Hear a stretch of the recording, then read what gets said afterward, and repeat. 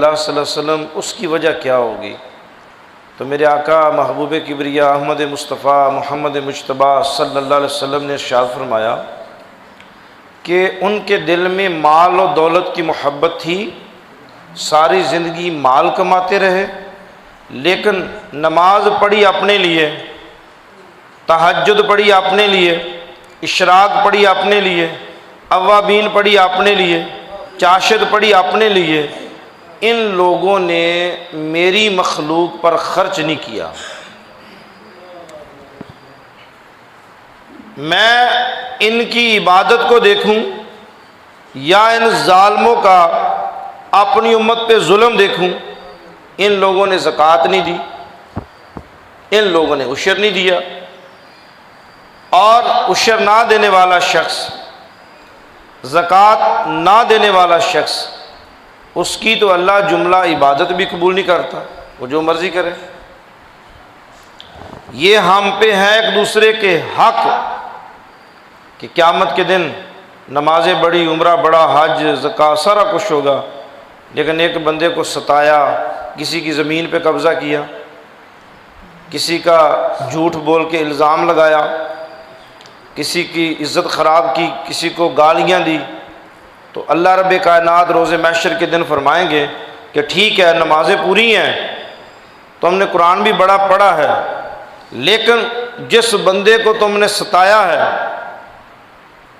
میں اپنا جو معاملہ وہ معاف کر رہا ہوں، میری طرف سے معافی ہے، لیکن وہ بندہ جو ہے اپنا دنیا کا جس کو ستایا اس سے جا کے معافی کروا لو۔ اب آپ کی نماز، آپ کا روزہ، آپ کی زکوٰۃ، آپ کا حج، آپ کا عمرہ، آپ کا صدقہ، آپ کا خیرات، اللہ نے تو راضی ہو گیا۔ جس بندے کو دنیا میں تنگ کیا، ذلیل کیا، پریشان کیا، دھکے دیے، وہ بندے کو اس بات کی امید ہے کہ دنیا کی عدالت انصاف دے یا نہ دے، کہ دنیا میں تو کسی کو امید نہیں ہے کہ مجھے کوئی عدالت انصاف دے گی، لیکن اللہ پہ تو سب کو امید ہے کہ میرا فیصلہ انشاءاللہ روز قیامت میرا اللہ کرے گا۔ اس میں تو گواہ نہ آپ ہوں گے نہ میں ہوں گا، آپ کے ہاتھ آپ کی میری مخالفت کریں گے، ہمارے پاؤں مخالفت کریں گے۔ جس زمین پہ کھڑے ہو کے جو ظلم کیا، زیادتی کی، دھوکہ دیا، وہ زمین تحت ثری تک، سمندر کی گہرائی تک، اس زمین کا ایک ایک ذرہ گواہ بن جائے گا۔ تو اللہ وحدہ لا شریک، اللہ جل جلالہ فرمائیں گے کہ ٹھیک ہے میری نمازیں پوری ہیں، میری عبادت پوری ہے، لیکن جو دنیا میں ظلم کر کے آئے ہو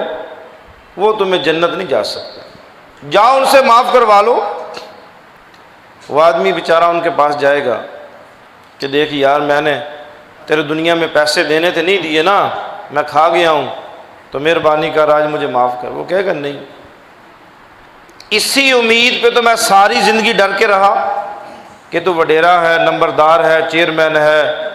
جام ہے، ملک ہے، عوان ہے، ذمہ دار ہے، ایم این اے ہے، ایم پی ہے، لیکن یاد رکھنا کہ اللہ کی عدالت میں کوئی کچھ نہیں ہوگا۔ مجھے خود ایک ڈاکٹر نے بتایا کہ ہمارے پاس ایک ڈی ایس پی ہاسپٹل میں ایڈمٹ ہوا، اس کی آنکھوں کا آپریشن کرنا تھا،